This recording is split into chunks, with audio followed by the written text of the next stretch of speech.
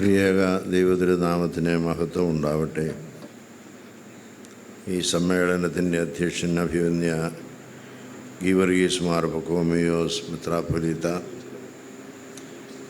ഈ സമ്മേളനത്തിൽ ആശംസകൾ അർപ്പിക്കുന്ന കോൺഫാദർ ഡോക്ടർ തോമസ് വർഗീസ് അമേൽ വൈദിക ട്രസ്റ്റി, ശ്രീ റോണി വർഗീസ് അൽമായ trustee, Shri Benny Mehanan MP, Shri CB Devadarshan CPM ജില്ലാ കമ്മിറ്റി അംഗം, ശ്രീ ശ്രീകാന്ത് കൃഷ്ണൻ BJP ജില്ലാ കമ്മിറ്റി അംഗം, സ്വാഗതം ആശംസിച്ച ബഹുമാനപ്പെട്ട ഭദ്രാസന സെക്രട്ടറി ജോസ് തോമസ് അച്ഛൻ, ഈ സന്ദേശയാത്രയുടെ ജോയിൻറ്റ് കോർഡിനേറ്ററായി പ്രവർത്തിച്ചുകൊണ്ടിരിക്കുന്ന ശ്രീ അലക്സാണ്ടർ കെ ജോൺ, ഇവിടെ സന്നിഹിതരായിരിക്കുന്ന എല്ലാ വൈദിക ശ്രേഷ്ഠരുമേ, സഭയുടെ മാനേജിംഗ് കമ്മിറ്റി അംഗങ്ങൾ, ഭദ്രാസനത്തിലെ കൗൺസിൽ അംഗങ്ങൾ, ഭദ്രാസനത്തിലുള്ള മാനേജിംഗ് കമ്മിറ്റി അംഗങ്ങൾ, ഇവിടെ സന്നിഹിതരായിരിക്കുന്ന എല്ലാ സഹോദരീ സഹോദരങ്ങളുമേ, ദൈവത്തിൻ്റെ വലിയ കൃപയാൽ കഴിഞ്ഞ ഈ മാസം 3-ാം തീയതി തിരുവിതാംകൂറിൽ നിന്ന് ആരംഭിച്ച തെക്കൻ മേഖല സന്ദേശയാത്ര പരിസമാപിച്ച് 8-ാം തീയതി പഴയ സെമിനാരിയിൽ സമാപിച്ചു. അതിനിടയിൽ ഒരു പ്രാവശ്യം ഇതിൽ സംബന്ധിക്കുന്ന എല്ലാവരെയും ഒന്ന് കാണുവാൻ ചെങ്ങന്നൂർ പള്ളിയിൽ വെച്ച് നമുക്ക് സാധിച്ചു. വീണ്ടും 10-ാം തീയതി ബത്തേരി ഭദ്രാസനത്തിൽ നിന്ന് ആരംഭിച്ച സന്ദേശയാത്ര ഇന്ന് അതിൻ്റെ ഏതാണ്ടൊരു സമാപനത്തിലേക്ക് വരുന്ന ദിവസമാണ്. നാളെ സന്ധ്യയോടുകൂടിയാണ് ഈ സന്ദേശയാത്ര പഴയ സെമിനാരിയിൽ ചെന്ന് അവസാനിക്കുന്നത്. വളരെയധികം അഭിമാനം തോന്നുന്നുണ്ട്. മലങ്കര സഭയുടെ മാനേജിംഗ് കമ്മിറ്റി അംഗങ്ങളും അതോടൊപ്പം തന്നെ വൈദിക ശ്രേഷ്ഠരും എല്ലാ ഭദ്രാസനങ്ങളിലും ഉടനീളം യാത്ര ചെയ്ത് ഈ സന്ദേശയാത്ര എത്രയും അനുഗ്രഹപ്രദമായി തീർന്നു എന്നുള്ളത് നമുക്കറിയാൻ കഴിയുന്നുണ്ട്. എല്ലാ സ്ഥലങ്ങളിലും ഒരു സ്ഥലത്ത് പോലും പ്രതീക്ഷിച്ചതിനേക്കാൾ വലിയ സ്വാഗതവും ആളുകളുടെ സഹകരണവും ഉണ്ടായി എന്നുള്ളത് ഒരു ദൈവകൃപയായിട്ട് ഞാൻ കണക്കാക്കുകയാണ്. ആദ്യോടന്തം ഇതിൻ്റെ നേതൃത്വം എടുത്ത് പോകുന്ന സഭാസ്ഥാനികൾ, മാനേജിംഗ് കമ്മിറ്റി അംഗങ്ങൾ, മറ്റു വൈദിക ശ്രേഷ്ഠർ എല്ലാവരും ഇത് തങ്ങളുടെ ഉത്തരവാദിത്വമാണെന്ന് മനസ്സിലാക്കിക്കൊണ്ട് അങ്ങേയറ്റം സമർപ്പണ ബോധത്തോടുകൂടെ ഇതിൽ പ്രവർത്തിക്കുന്നു. നിങ്ങളെല്ലാവരെയും പ്രത്യേകമായി മലങ്കര സഭയുടെ പേരിൽ അഭിനന്ദിക്കാൻ ഈ സമയം ഞാൻ ഉപയോഗിക്കുകയാണ്. മലങ്കര സഭയുടെ അതിപുരാതനമായിരിക്കുന്ന ഈ ദേവാലയത്തിൻ്റെ അങ്കണത്തിൽ നമ്മൾ കൂടി വരുമ്പോൾ വളരെയധികം ചരിത്രമുറങ്ങുന്ന ഒരു സ്ഥലത്താണ് നാം നിൽക്കുന്നത്. 1876 രൂപീകൃതമായിരിക്കുന്ന കണ്ടനാട് ഭദ്രാസനത്തിന് സാരഥ്യം വഹിക്കുവാൻ തിരഞ്ഞെടുക്കപ്പെട്ട മുറിമറ്റത്തിൽ മാർ ഇവാനിയോസ് എന്ന തിരുമേനി അന്നു മുതൽ മലങ്കര സഭയുടെ മാർത്തോമൻ പൈതൃകത്തിൽ അടിയൂന്നി ഈ ഭദ്രാസനത്തെ ഏതാണ്ട് 37 വർഷക്കാലത്തോളം നയിച്ചു. ഈ സഭയ്ക്ക് നേതൃത്വം നൽകിയ അദ്ദേഹത്തിൻ്റെ ജന്മനാടാണ് കോലഞ്ചേരി എന്ന് നമുക്കറിയാം. അതുകൊണ്ട് തന്നെ അദ്ദേഹത്തിൻ്റെ ജന്മനാട്ടിൽ ഈ മലങ്കര സഭയുടെ പൈതൃകത്തിൻ്റെ സന്ദേശയാത്ര വന്ന് നിൽക്കുന്നു എന്നുള്ളത് നമ്മയെല്ലാം കോരിത്തെരിപ്പിക്കുന്ന വലിയ സത്യമാണ്. അതോടൊപ്പം തന്നെ ഇന്ന് മലങ്കര സഭയ്ക്ക് ഉടനീളം ലഭിച്ചിരിക്കുന്നതായ സ്വാതന്ത്ര്യത്തിൻ്റെ സന്ദേശം കോലഞ്ചേരി പള്ളിയുടെ ഒരു കേസിൻ്റെ അടിസ്ഥാനത്തിൽ ഉണ്ടായ വിധിയാണ് എന്നുള്ളത് നമുക്കറിയാം. കോലഞ്ചേരി പള്ളിയുടെ കാര്യമല്ല അവിടെ വിധിച്ചത്. അതും മലങ്കര സഭയെ മുഴുവനായുള്ള സമഗ്രമായൊരു വിധിന്യായമാണ് ഉണ്ടായത്. അതിനും കാരണമായി തീർന്ന ഒരു കോലഞ്ചേരി പള്ളിയാണിവിടെ. 2017 കോടതി വിധിക്ക് ശേഷം ഇന്ന് വരെ ഉണ്ടായ കോടതി വിധികൾ നടപ്പാക്കിയ എല്ലാ പള്ളികളും ഈ ദേവാലയത്തോട് കടപ്പെട്ടിരിക്കുന്നു എന്നുള്ളതിന് യാതൊരു സംശയവുമില്ല. മലങ്കര സഭയുടെ തനിമയും സ്വാതന്ത്ര്യവും കാത്തു സൂക്ഷിക്കുന്ന ഒരു മാർത്തോമൻ പൈതൃകമാണ് നമുക്കുള്ളത്. അത് AD 52 മുതൽ നമ്മൾ തുടരുന്നു. ആ മാർത്തോമാ ശ്ലീഹായുടെ രക്തസാക്ഷിത്വത്തിൻ്റെ 1950 വാർഷികമാണ് ഈ അടുത്ത 25-ാം തീയതി നാം ആചരിക്കുന്നത്. കണ്ടനാട് ഭദ്രാസനം രൂപീകൃതമായ കാലം മുതൽ ഇതിൻ്റെ ഭദ്രാസന മെത്രാപ്പൊലീത്തായിരുന്ന മുറിമറ്റത്തിൽ മാറിയവാനിയോസ് തന്നെ മലങ്കര സഭയുടെ ആദ്യ കാതോലിക്കായി 1912 അവരോധിക്കപ്പെട്ടു എന്നുള്ളത് മലങ്കര സഭയ്ക്ക് കിട്ടിയ ഒരു വലിയ ഭാഗ്യമാണ്. ഒരു സംസ്കൃതിയാണ് മാർത്തോമൻ പാരമ്പര്യം. യേശുക്രിസ്തുവിനുള്ളത് വിധേയത്തിൽ മാർത്തോമാ ശ്ലീഹ എന്ത് നടപടികളിലാണ് ജീവിച്ചത് എന്ന് അപ്പോസ്തല പ്രവൃത്തികളിൽ അതുപോലെ വിശുദ്ധ യോഹന്നാൻ്റെ സുവിശേഷത്തിലൊക്കെ നാം വായിക്കുന്നുണ്ട്.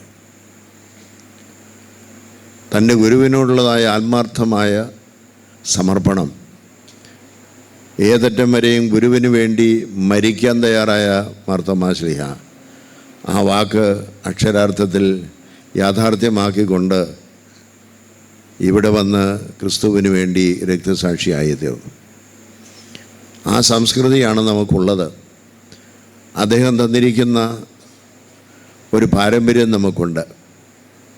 ആ പാരമ്പര്യം വ്യക്തമായി നമ്മെ പഠിപ്പിച്ചിട്ടുണ്ട്. അത് മറ്റാരുമല്ല, ഈ സഭയിൽ മഞ്ഞിനിക്കരയിൽ 1933 മുതൽ 46 വരെ താമസിച്ചതായ അബ്ദുള്ള ഖാദർ എമ്പാച്ചൻ, പിന്നീട് യാക്കോബ് പാത്രികീസായ അദ്ദേഹം the orthodox Syrian church in India എന്നുള്ള പുസ്തകം 1937 എഴുതുമ്പോൾ വളരെ വ്യക്തമായി അതിൻ്റെ 3-ാം പേജ് വായിച്ചാൽ ആർക്കും മനസ്സിലാവും മാർത്തോമാ ശ്ലീഹ AD 52 വന്നുവെന്നും അദ്ദേഹം 7 പള്ളികൾ സ്ഥാപിച്ചുവെന്നും 4 കുടുംബങ്ങളിൽ നിന്ന് പട്ടക്കാരെ വാഴിച്ചുവെന്നാണ് EM ഫിലിപ്പിൻ്റെ പുസ്തകത്തിൽ എഴുതിയിരിക്കുന്നത്. എന്നാൽ പരിശുദ്ധ ബാവാതിരുമേനയുടെ പുസ്തകം, പാത്രികീസ് ബാവയുടെ പുസ്തകത്തിൽ എഴുതിയിരിക്കുന്നത് പട്ടക്കാരെയും മേൽപ്പട്ടക്കാരെയും വാഴിച്ചു എന്നുള്ളതാണ്. അത്രമാത്രം ആഴമായി അദ്ദേഹം പഠിച്ചിട്ടാണ് അത് എഴുതുന്നത്. പിന്നീട് വന്ന സംഭവങ്ങളെക്കുറിച്ച് ഞാൻ വിശദീകരിക്കുന്നില്ല. ആ മാർത്തോമാ ശ്ലീഹായെക്കുറിച്ച് എന്താണ് 1970 എഴുതിയതെന്ന് നമുക്കറിയാം. അതിനെക്കുറിച്ച് എല്ലാവർക്കും അറിയാവുന്നുള്ളത് കൊണ്ട് ഞാനതിനെ വിശദീകരിക്കുന്നില്ല. ഏതായിരുന്നാലും അങ്ങനെ മാറി മറിഞ്ഞ അഭിപ്രായങ്ങളുടെ ഇടയിലും മാറാതെ നിന്ന ഒരു സഭയാണ് മലങ്കര ഓർത്തഡോക്സ് സഭ. അതിന് മാറുവാനൊക്കെയില്ല. അതിന് മലങ്കര സഭയുടെ പൈതൃകം കാത്തു സൂക്ഷിക്കേണ്ടത് ആവശ്യമാണ്. അതുകൊണ്ട് തന്നെയാണ് പരിശുദ്ധനായ വട്ടശ്ശേരി തിരുമേനി ഈ മലങ്കര സഭയ്ക്ക് വ്യവസ്ഥാപിതമായിരിക്കുന്ന ഒരു ഭരണക്രമം ഉണ്ടാവണമെന്ന് ആഗ്രഹിച്ചുകൊണ്ട് 1934 ഭരണഘടന ഉണ്ടാക്കുന്നത്. അദ്ദേഹത്തിൻ്റെ നിർദ്ദേശങ്ങൾ അനുസരിച്ച് ആ ഭരണഘടന അദ്ദേഹം കാലം ചെയ്ത ഫെബ്രുവരി മാസത്തിലാണെങ്കിൽ ഡിസംബർ മാസത്തിൽ ആ മലങ്കര സുറിയാനി ക്രിസ്ത്യാനി അസോസിയേഷൻ അത് പാസാക്കിയാണ്. വളരെ വ്യക്തമായി നമ്മൾ മനസ്സിലാക്കേണ്ട ഒരു കാര്യം, അദ്ദേഹത്തിൻ്റെ ദീർഘവീക്ഷണം ലോകം മുഴുവൻ അംഗീകരിച്ചിരിക്കുന്നു. ഇന്ന് അതിനപ്പുറമായിട്ട് 1934 ഭരണഘടനയ്ക്ക് വിപരീതമായി ഒരു വാക്ക് സംസാരിക്കുവാൻ കേരളത്തിലെ ഇന്ത്യയിലെ പരമോന്നത സുപ്രീം കോടതിക്ക് സാധിച്ചിട്ടില്ല എന്നുള്ളത് അദ്ദേഹത്തിൻ്റെ ശ്രേഷ്ഠതയാണ്. 1958 1995-ലും 2002-ലും 2017-ലും തുടങ്ങി ഉള്ള എല്ലാ കോടതി വിധികളും ഒരക്ഷരം പോലും അതിനെതിരായി സംസാരിച്ചിട്ടില്ല. 1934 ഭരണഘടന കുറ്റമറ്റതാണെന്നും അത് മലങ്കര സഭയ്ക്ക് സാധുതയുള്ളതാണെന്നും വേറെ ഏത് ഭരണഘടന ഉണ്ടാക്കിയാലും അത് മലങ്കര സഭയ്ക്ക് സാധുത ഇല്ലാത്തതാണെന്നും വളരെ ശക്തമായി അവിടെ പറഞ്ഞിരിക്കുകയാണ്. മലങ്കര സഭയ്ക്ക് ഒരു ദൗത്യമുണ്ട്. ആ ദൗത്യമെന്ന് പറയുന്നത് മലങ്കര സഭയിലെ എല്ലാ പള്ളികളും 1934 ഭരണഘടന അനുസരിച്ച് ഭരിക്കപ്പെടണമെന്നുള്ള 98-ലെയും 58-ലെയും 95-ലെയും 2007-ലെയും വിധി നടപ്പാക്കുക എന്നുള്ളതാണ്. അത് മലങ്കര സഭയുടെ ഉത്തരവാദിത്തമാണ്. അത് ശ്രമിച്ചുകൊണ്ടിരിക്കുന്നു. അതിൽ നമ്മൾ മുന്നേറുന്നു. കാലതാമസം ഉണ്ടാകും, നമുക്കതിന് ഭയമില്ല. ഇപ്പോൾ 1360 പള്ളികളിൽ മലങ്കര സഭയുടെ 1360 പള്ളികൾ ജസ്റ്റിസ് മളിവട്ടിൻ്റെ ലിസ്റ്റ് അനുസരിച്ച് 1360 പള്ളികളിൽ ഇപ്പോൾ മലങ്കര സഭയുടെ 1934 ഭരണഘടന നടപ്പാക്കിയിരിക്കുകയാണ്. ഇനി കേവലം 300 പള്ളികൾ മാത്രമേ ഉള്ളൂ ഈ ഭരണഘടന നടപ്പാക്കാത്തത്.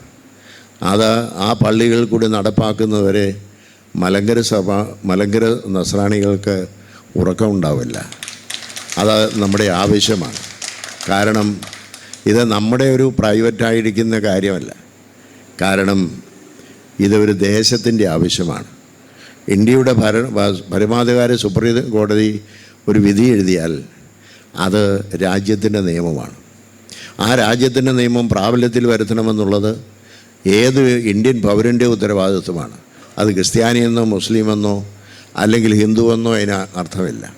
ആരായിരുന്നാലും സഭയുടെ ഭരണഘടനയാണോ എന്നുള്ളതല്ല.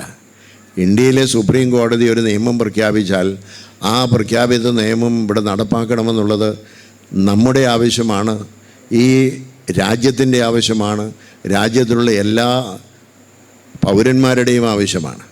അതിന് മലങ്കര സഭ ശ്രമിക്കുന്നത് ഈ രാജ്യത്തിൻ്റെ സംരക്ഷണത്തിന് വേണ്ടിയിട്ടാണ്, ഈ രാജ്യത്തിൻ്റെ നിലനിൽപ്പിന് വേണ്ടിയിട്ടാണ്.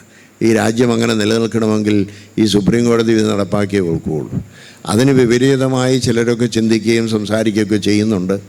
അത് സാരമില്ല, അവർക്കത് മനസ്സിലാകുന്ന ഒരു കാലം വരും. അപ്പോൾ മനസ്സിലാകുന്ന കാലത്തിൽ മലങ്കര സഭ 34 ഭരണഘടന അനുസരിച്ച് എല്ലാ പള്ളികളും ഭരിക്കപ്പെട്ടിരിക്കും. അതിന് യാതൊരു സംശയമില്ല. അങ്ങനെയാണ് നമ്മുടെ പൂർവ്വപിതാക്കന്മാർ നമ്മെ കാണിച്ചു തന്നത്. അതിലാണ് നമ്മൾ തുടരുന്നത്. ഇന്നല്ലെങ്കിൽ നാളെ മലങ്കര സഭ കാത്തിരിക്കാൻ തയ്യാറാണ്. ഇത് നടപ്പാക്കുന്നതുവരെയും അക്ഷീണം പരിശ്രമിച്ചു കൊണ്ടേയിരിക്കും. അതുകൊണ്ട് ആ ഒരു കാര്യത്തിന് വേണ്ടി നമ്മൾ നിലനിൽക്കുമ്പോൾ നമ്മൾ സഭയോടുള്ളതായിരിക്കും നമ്മുടെ പ്രതിബദ്ധതയേക്കാൾ രാജ്യത്തോടുള്ള നമ്മുടെ പ്രതിബദ്ധതയാണത്. ഈ രാജ്യത്തിൻ്റെ നിയമം പാലിക്കപ്പെടേണ്ടത് നമ്മുടെ ഉത്തരവാദിത്തമാണ്. ആ രാജ്യത്തിൻ്റെ നിയമം പാലിക്കപ്പെടുന്നതിന് വേണ്ടി ശ്രമിക്കാതെ ആ രാജ്യത്തിൻ്റെ നിയമത്തിന് വിപരീതമായി പ്രവർത്തിച്ചാൽ രാജ്യദ്രോഹികളാണെന്നുള്ളതിന് യാതൊരു സംശയമില്ല. അങ്ങനെ രാജ്യദ്രോഹികളാകാൻ ആർക്കും ഇടയാവില്ല, അങ്ങനെ നിൽക്കാനും ഒക്കുകയില്ല. രാജ്യദ്രോഹികളല്ലാതെ രാജ്യസ്നേഹികളായി നമ്മൾ ഒരുമിച്ച് നിന്നാൽ മലങ്കര സഭയുടെ സമാധാനം ഒരു മരീചികയല്ല, അതൊരു യാഥാർത്ഥ്യമാണ്. ആ യാഥാർത്ഥ്യം നടക്കുന്നതിന് നമ്മുടെ കയ്യിൽ വളരെ വ്യക്തമായിരിക്കുന്ന പാതയുണ്ട്. ആ പാതയിൽ കൂടി നമ്മൾ നടന്നാൽ നിശ്ചയമായിട്ടും മലങ്കര സഭയുടെ സമാധാനം ഇന്നല്ലെങ്കിൽ നാളെ ഉണ്ടാകുമെന്നുള്ളതിന് യാതൊരു സംശയമില്ല. ആ സമാധാനത്തിനാണ് എല്ലാവരും ആഗ്രഹിക്കേണ്ടത്. മലങ്കര സഭ ഒരിക്കലും സമാധാനത്തിനെതിരല്ല. നീതിരഹിതമായിട്ടോ സത്യവിരുദ്ധമായിട്ടുള്ള ഒരു സമാധാനത്തിലും മലങ്കര സഭ ഒരിക്കലും കൂട്ടുനിൽക്കുകയില്ല.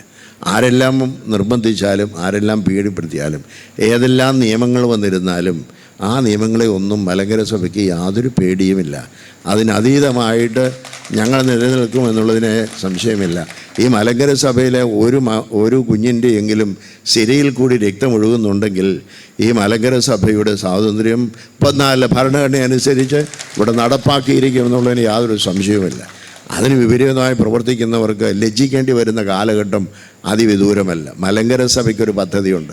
ആ പദ്ധതി അനുസരിച്ചാണ് ദിവസവും മലങ്കര നീങ്ങിക്കൊണ്ടിരിക്കുന്നത്. ആ പദ്ധതികൾ എന്താണെന്ന് മനസ്സിലാക്കാൻ പലർക്കും കാലതാമസം നേരിട്ടേക്കാം, സാരമില്ല. ആ പദ്ധതികൾ രൂപീകരിച്ചു കൊണ്ടിരിക്കുന്നു.